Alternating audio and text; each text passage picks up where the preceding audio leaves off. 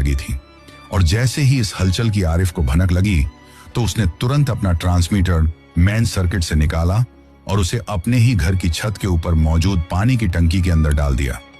कुछ ही देर बाद उसके घर के दरवाजे के ऊपर भी दस्तक होती है, जिसके बाद वो बड़ी ही हड़बड़ाहट में खुद को नॉर्मल करने की कोशिश करते हुए जाकर दरवाजा खोलता है।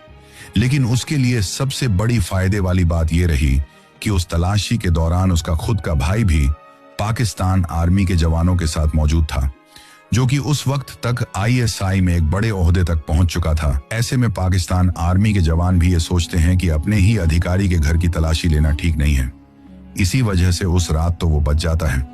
धीरे धीरे उसका भाई इमरान पाकिस्तान की खुफिया एजेंसी ISI में बहुत बड़ी पोस्ट पर पहुंच जाता है, लेकिन उसे कभी भी ये पता नहीं चलता है कि उसके खुद के ही घर से हिंदुस्तान तक खुफिया जानकारी पहुंचाई जा रही थी।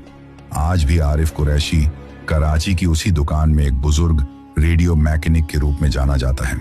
लेकिन इतने साल बीत जाने के बाद भी किसी को भी ये नहीं पता कि कभी उसी रेडियो मैकेनिक दुकान से सरहद के उस पार मैसेज जाते थे।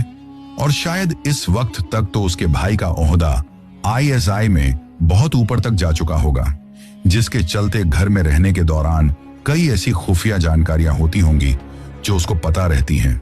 हालांकि हो सकता है कि आरिफ कुरैशी अब भी इन सब चीजों में एक्टिव हो और अब तक तो उसके भाई की ISI में बहुत पहुंच बन चुकी होगी, तो कुछ बहुत इंपॉर्टेंट इंफॉर्मेशन वो निकाल सकता है। लेकिन इन सब बातों की हम या हमारा चैनल पुष्टि नहीं करता है। लेकिन कहा जाता है कि कुछ लोग जंग मैदान में लड़ते हैं और कुछ लोग पर्दे के पीछे रहकर, और आरिफ उन्हीं पर्दे के पीछे रहकर जंग लड़ने वाले लोगों में से एक था। दोस्तों, अगर हमारी ये 2D एनिमेशन वाली वीडियो आपको पसंद आई हो तो वीडियो को एक लाइक और चैनल को सब्सक्राइब जरूर करें। हम आगे भी ऐसी ही सच्ची और अहम कहानियां 2D एनिमेशन के जरिए आपके लिए लाते रहेंगे। इसलिए चैनल को सब्सक्राइब करना ना भूलें, क्योंकि आपका एक सब्सक्राइब भी हमारे लिए बहुत मायने रखता है।